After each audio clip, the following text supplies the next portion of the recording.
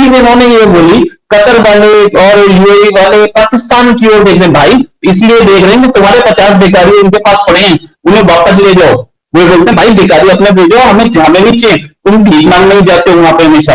तो इंडियन जाते हैं, यस, सॉफ्टवेयर इंजीनियर्स जाते हैं, इंजीनियर्स जाते हैं, वहां पे कंस्ट्रक्शन करते हैं, वहां पर उनकी इकोनॉमी को बढ़ाते हैं, वो भीख मांगने नहीं जाते। हम तुम्हारे भिखारी पड़े उनके जेल में, उनको वो इसलिए देखते हैं कि ले जाओ, नहीं यार नहीं चाहिए। वही वही इंडिया से ना जिसकी अभी तारीफ कर रहे थे, तो इंडिया आए थे और इंडिया से सीधे वापस चले गए, पाकिस्तान पैर छूता रह गया कि भाई आ जाना, भाई आ जाना, वो गए, ठीक है ना। एमबीएस वो तो पहले भी उन्होंने मुरीद के और कहाँ जो टेरर कैंप्स है उसी के ऊपर उन्होंने अटैक किया था। इस बार भी वो यही कह रहे हैं। वैसे भी पिछली बार तो आप जानते हैं जो लास्ट टाइम उन्होंने अटैक किया था उसमें जिसको मारने के लिए अटैक किया था वो तो फिर भी बच गया, वो मसूद अजहर, मैंने सुना वो दही लेने गया हुआ था तो उसकी जान बच गई, तो उसको रात को काम आ गया दही लेने जाना। तो लेकिन ये क्या हो सकता है उसी की तलाश में फिर आ जाए। और जो राजनाथ सिंह साहब कराची और कहाँ की बात कर रहे हैं, तो सर वहां पर भी तो कई बार कहा गया है ना कि वो मियादाद साहब का समझी, क्या नाम है उसका, दाऊद इब्राहिम, वो वहां पर है और कौन कौन है, तो सिर्फ। लेकिन मेरा एज ए कश्मीरी फिर ये कहना है, फिर पहलगाम क्यों होता है? फिर पहलगाम में 27 लोग मजहब पूछ के, मतलब ये जान के कि वो हिंदू हैं, उनको क्यों कत्ल किया जाता है? वो टूरिस्ट आए थे यहां पर।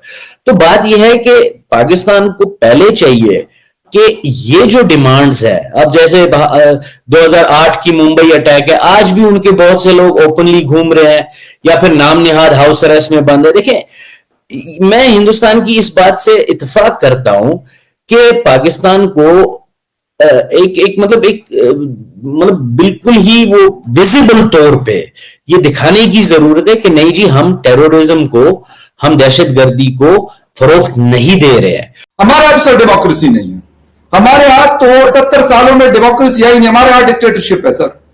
एमल मेरी खान साहब का क्लिप मैं आपको भेज देता हूं, उसने कल असेंबली, नेशनल असेंबली में, सेनेट में बात कर रहे थे, स्पीच कर रहे थे, उसमें भी उन्होंने कहा था ये मार्शल लॉ। तो हमारे यहाँ तो सर डेमोक्रेसी नहीं है, इसलिए हम तो नई बातों को करते। फिर आइए, हमारे आर्मी चीफ ने आज जो बोला, वो उन्होंने ये बोला, ऑपरेशन सिंदूर के लिए नहीं बोला, उन्होंने ये बोला कि अगर टेरर पाकिस्तान की तरफ से आता रहेगा तो हम पिछली बार की तरह, मतलब ऑपरेशन सिंदूर की तरह रेस्ट्रेंट शो नहीं करेंगे, कहीं पे भी वॉर को बंद नहीं करेंगे। अब की बार Pakistan will be wiped off from the face of earth. ये जो है एक ऐसे धमकी पहली बार नहीं है, ये इससे पहले हमारे एक वो हुआ करते थे आर्मी चीफ, उन्होंने भी बोला था, जनरल पद्मनाभन ने, कि Pakistan will cease to exist. उस समय पार्लियामेंट अटैक के बाद बोला था उन्होंने, नहीं 99 की बात है शायद। तो ऐसा है कि टेरर एक is a problem, no doubt, और पाकिस्तानी और इंडियन आर्मी चीफ ने अगर कुछ ऐसा बोला है तो it's going to be really serious challenge for Pakistan to tackle, क्योंकि इंडिया बहुत साल से टेरर झेल रहा है। पाकिस्तान बार बार बोलता है कि हम टेरर की विक्टिम है। बस आप विक्टिम हो अपने होम ग्रोन टेरर के, हम विक्टिम है आपके टेरर के। जितने भी अब पाकिस्तान का चाहे पटना हिंदुस्तान नाम रख ले, कुछ भी रख ले, लेकिन ये सारे के सारे लोग जो आकर के हमला कर रहे हैं वो पाकिस्तान में पैदा हुए, पाकिस्तान में रहे, पाकिस्तान ने उनको हथियार दिए, पाकिस्तान के सब कुछ है। तो ऐसे में कौन कर सकता है, कौन उसको मैनेज कर सकता है?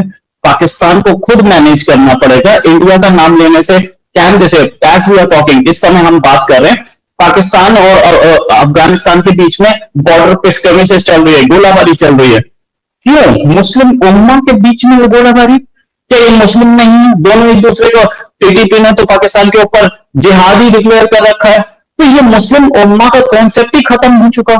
तो सबके सब अब कितने दिन तक ये रिलीजन की अपील अपने लोगों को देंगे? भाई सच मानिए ना, इंडिया से वार्निंग आ रही है, बलूचिस्तान में अलग प्रॉब्लम चल रही है, खैबर पख्तूनख्वा में अलग प्रॉब्लम चल रही है। अभी हमने देखा कि पाकिस्तानी साइड ऑफ कश्मीर में भी कितनी प्रॉब्लम चली है, लोग मारे गए हैं, फायरिंग हुई है।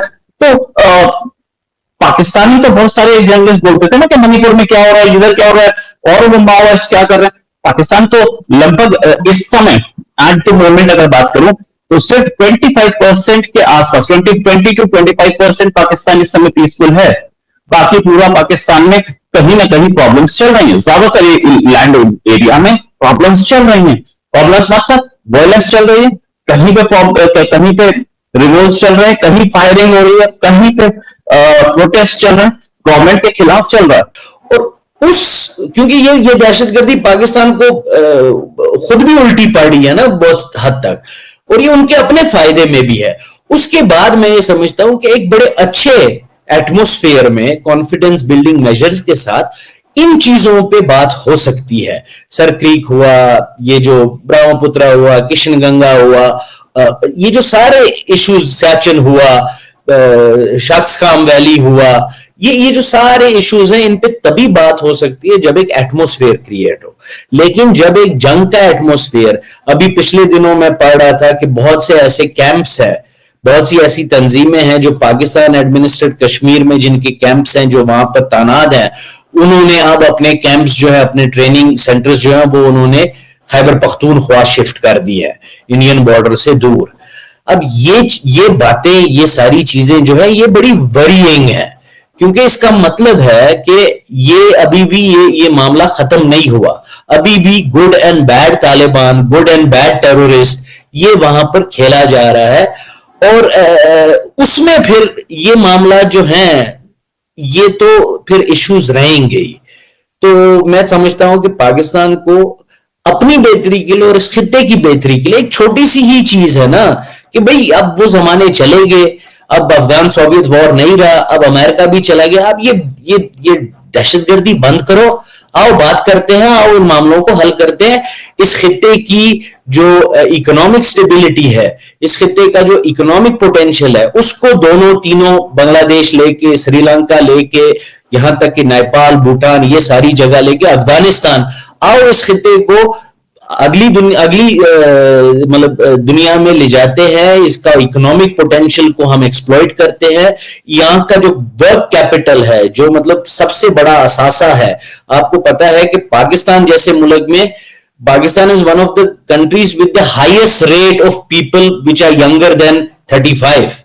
India has a big population which is a middle class population and with one of the highest rates of young people। मतलब इतना हमारे पास पोटेंशियल है, ह्यूमन कैपिटल है। तो ये जो बात हो रही है कि चलो आओ ये दहशतगर्दी बंद करते हैं और अपने नौजवानों को दहशतगर्द बनाने के बजाय या दहशतगर्दी का शिकार बनाने के बजाय, आओ इस खित्ते की ह्यूमन पोटेंशियल को, ह्यूमन कैपिटल को, इकोनॉमिक कैपिटल को, टूरिज्म कैपिटल को, इसको एक्सप्लॉइट करते हैं और इस खित्ते को आगे ले जाते हैं। मैं समझता हूं कि पाकिस्तान इसमें सबसे बड़ा इम्पेडिमेंट है और पाकिस्तान की लीडरशिप को ये सोचना चाहिए कि अब वक्त आ गया है, अब उनके अपने मुल्क में भी आवाजें उठ रही हैं। आप देखिए बलोचिस्तान का इशू कितने सालों से चल रहा है, पश्तूनों का इशू कितने सालों से चल रहा है, सिंधियों का इशू हालांकि उतना ज्यादा मतलब नहीं है लेकिन जरूर है वहां पर। इसी तरह ये पाकिस्तान एडमिनिस्ट्रेटेड कश्मीर में, गिलगित बल्तिस्तान में मुझे पता है कि कुछ साल पहले बहुत ज्यादा स्ट्राइक्स हुई थी।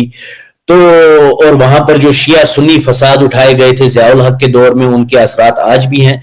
तो पाकिस्तान के अपने अंदर भी लोग अब ख्वाहिश कर रहे हैं कि ये दहशतगर्दी की पॉलिसी को खत्म करना चाहिए। सर वो कुछ ऐसे ही मैं शो कर रही थी तो उसके ऊपर काफी जो है वो पाकिस्तान की तरफ से लोग ये कहते हैं कि जी लद्दाख में देखें क्या हो रहा है, लद्दाख में भी बड़ी प्रोटेस्ट हो रहे हैं, लड़ाइयां हो रही हैं।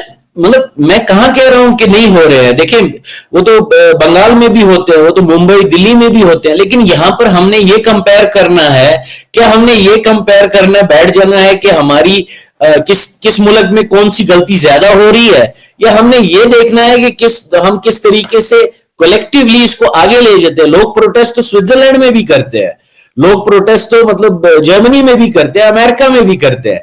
और फिर बात यह है कि लद्दाख में प्रोटेस्ट जरूर हो रहे हैं, मैं इनको कंपेयर नहीं करना चाहता हूं, बट बलोचिस्तान का इशू तो 47 से चल रहा है ना। इसी तरह पश्तूनों का इशू तो डुरान लाइन आई थिंक 1838 और something 1867 but something in the 19th century, Durand line का इशू तो उस वक्त से चल रहा है। जम्मू कश्मीर का इशू 47 से चल रहा है। तो लद्दाख में लोग, जाहिर सी बात है, लोग अपने गवर्नमेंट से मांगे करते हैं, अपनी गवर्नमेंट से नाराज होते हैं, लेकिन हम ये नहीं कह सकते, और ये हमें देखें, हमें ये कभी नहीं करना चाहिए, कंपैरिजन नहीं करना चाहिए। हमें ये नहीं कहना चाहिए कि जी आजाद कश्मीर में कत्ल हो गया या गिलगित बल्तिस्तान में कत्ल हो गया और उसका जवाजियत हम ये दें, नहीं जी लेकिन देखें श्रीनगर में तो 4 हुए थे। देखें कत्ल है, एक कत्ल भी ज्यादा है। तो ये कहना कि जी हमारा बलूचिस्तान का इश्यू है लेकिन लद्दाख में क्या हो रहा है, तो इस तरह तो मैं 10 मिसालें दे सकता हूं मुल्कों की जहां कुछ नहीं हो रहा है। मतलब ये माइंडसेट हमारा गलत है, हमें आगे देखने की जरूरत है। और हम एक दूसरे से कंपटीशन जो है, ये दो मुल्क एक दूसरे से कंपटीशन क्यों कर रहे हैं इन चीजों में कि हमारी गलतियां कितनी है। मतलब मैं तो दुआ करता हूं कि इन चीजों में कंपटीशन करें कि हम बेहतर कितने हैं एक दूसरे से। तो ये करने की जरूरत है। ठीक, जी जी जी, बिल्कुल यही कंपटीशन तो कंपैरिजन तो हम करते रहते हैं कि वो चांद पर पहुंच गए, तो झंडे में चांद होने पर और चांद पे झंडा होने में बहुत फर्क है।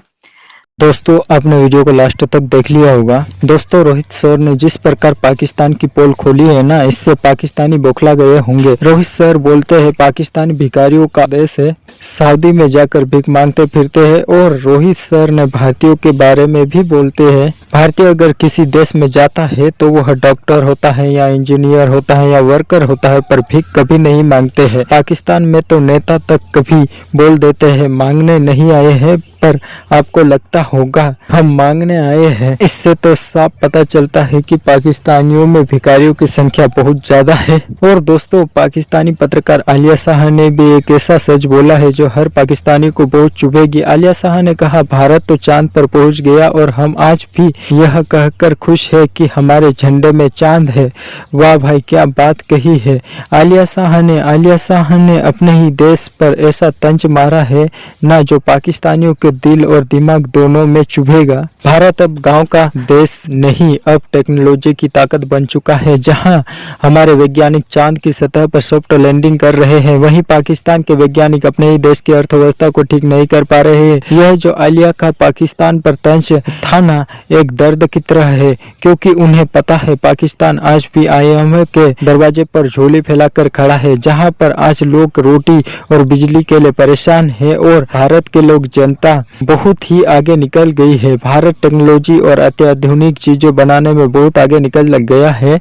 यह बात कोई भारतीय बोले तो कहते हैं ये हमें नीचा दिखा रहे, पाकिस्तानी पत्रकार ही बोले तो सच्चाई का एहसास होना चाहिए दोस्तों। पर पाकिस्तानियों को इस बात से कोई फर्क नहीं पड़ता कि कौन क्या बोल रहा है, यह जलील होने के लिए पैदा हुई कौम है।